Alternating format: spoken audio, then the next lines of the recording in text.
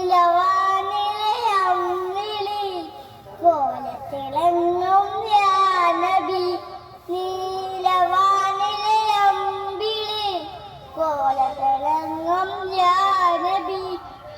യാ റഹ്മത്തൽ ആലമീൻ, യാ റഹ്മത്തൽ ആലമീൻ, മുഹമ്മദിനോട് യാ ഹബീബ്, നീലവാനിലെ അമ്പിളി പോലെ